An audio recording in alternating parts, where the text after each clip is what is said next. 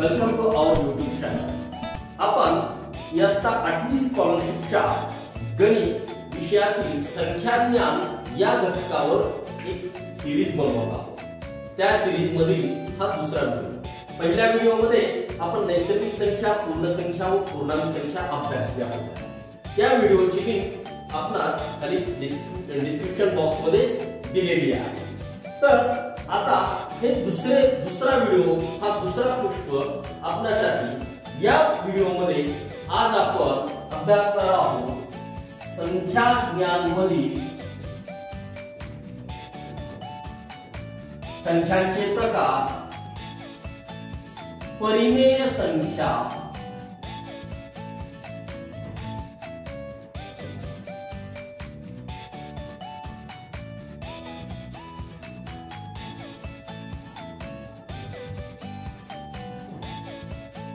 अपरिमेय संख्या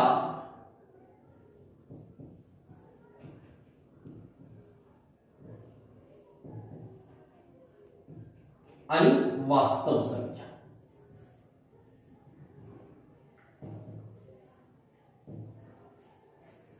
तर परिमेय संख्या, अपरिमेय संख्या आणि वास्तव संख्या याच्यामध्ये पहिला प्रकार आपण पाहू परिमेय संख्या। तर तुम्ही पूर्णांक संख्या तर अभ्यासलेल्या आहे। मग या परिमेय संख्यामध्ये जर p व q हे कोणतेही पूर्णांक असतील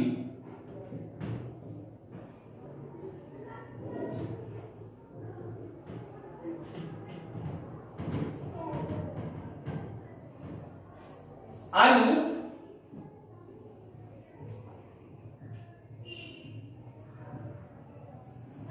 q ची किंमत 0 नसेल तेव्हा p आणि q ची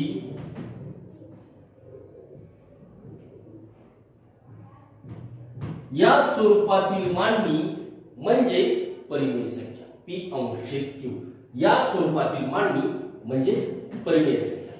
मग कोणतेही पूर्णांक घ्या, धन पूर्णांक घ्या, ऋण पूर्णांक घ्या, काही फरक पडत नाही।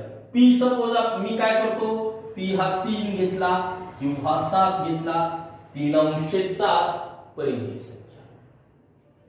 p वजा 1 घेतला, q 2 घेतला, परिमेय संख्या। मात्र 3 अंश 0 ही परिमेय संख्या होणार नाही का, तर q ची किंमत 0 नाही होणार। ठीक आहे। परिमेय संख्या, रॅशनल नंबर। तर तुमच्या लक्षात आला असेल परिमेय संख्या म्हणजे काय। तर परिमेय संख्यांचे आता आपण पाहू दशांश रूप।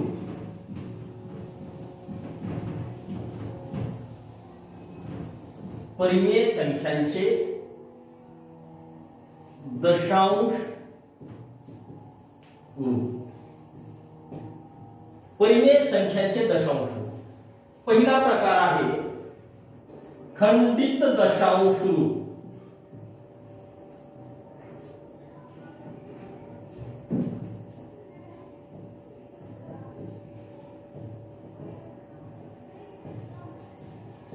पहा, एक उदाहरण देतो मी तुम्हाला। 3 अंश 4 ही एक परिमेय संख्या आहे। याचा आपण दशांश रूपामध्ये रूपांतर करू। 3 ला अंशाला छेदाने भागू, 3 छोटा होतोय, 0 घेतला, मग 3 च्या पुढे 0 घेतोय, दशांश चिन्ह दिलं, 4 7 28, 30 मधनं 28 वजा करा, 2, परत 2 छोटं होतं, 0 घेतला, 4 पंचे 20। आता बाकी काही शिल्लक राहिली का, नाही। मग याचं दशांश रूप काय झालं, 0.75। हे इथंच खंडित झालं, म्हणून याला काय म्हणतो आपण, खंडित दशांश।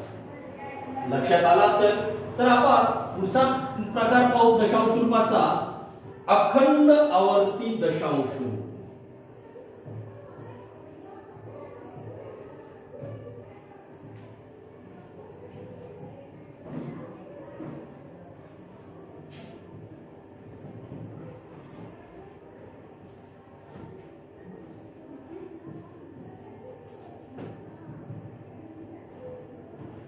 5/6 ही परिमेय संख्या घेतली, त्याचं दशांश रूपामध्ये आपण रूपांतर करू। न्यूमरेटरला अंशाला छेदाने भागू, 6 ने 5 ला भागायचे, 5 छोटं होतं, भाग बसला शून्याचा, पुढे शून्य घेतलं दशांश, 6 × 48, परत 2 छोटं होतं, शून्य घेतला,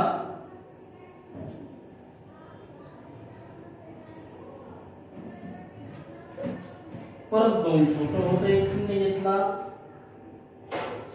18। मीन्स आता इथं तुमच्या असं लक्षात आलं असेल की बाकी प्रत्येक वेळी 2 उरते आणि हे दशांश रूप 0.83333 हे सारखं काय होत चाललंय, वाढत चाललंय।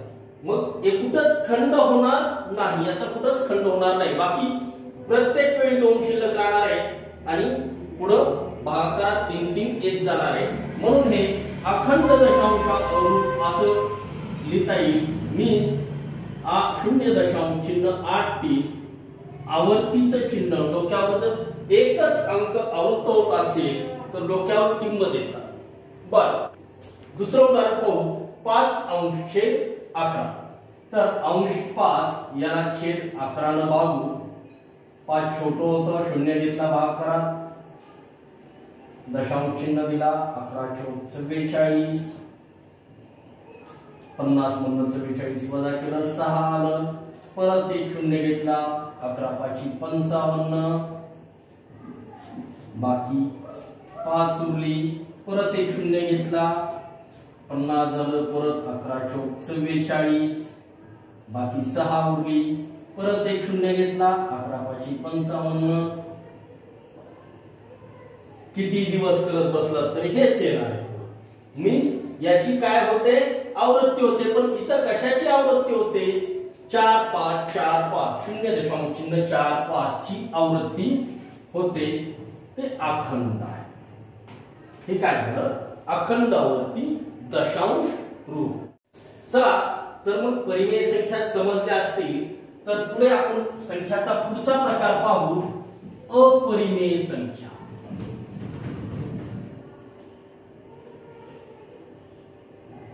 अपरिमेय संख्या, तर अपरिमेय संख्या म्हणजे काय, ज्या संख्यांचे दशांश रूप अखंड असते पण आवर्ती नसते त्या संख्यांना आपण काय म्हणतो, अपरिमेय संख्या।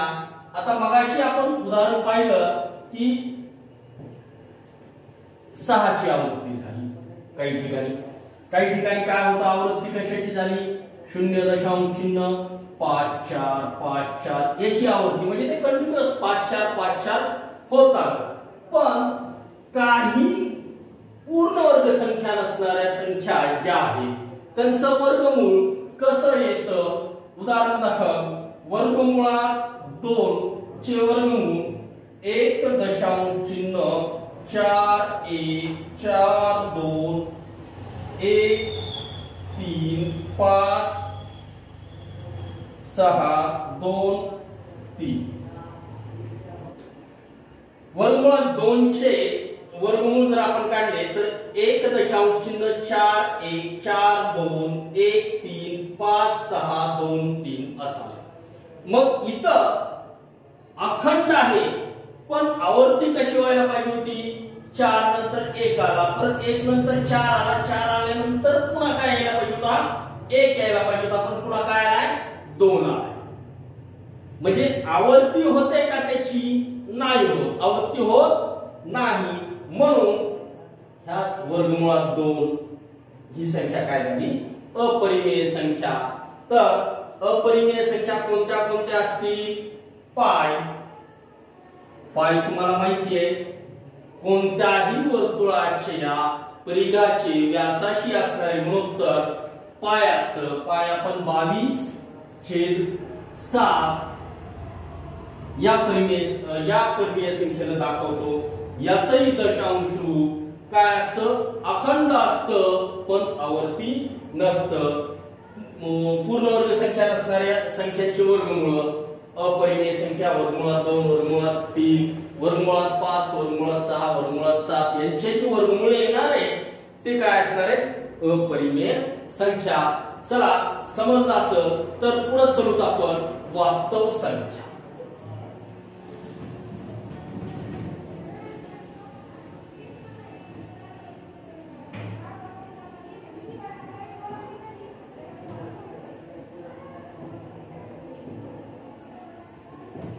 वास्तव संख्यांना आपण इंग्रजीमध्ये रियल संख्या असेही म्हणतो। तर परिमेय आणि अपरिमेय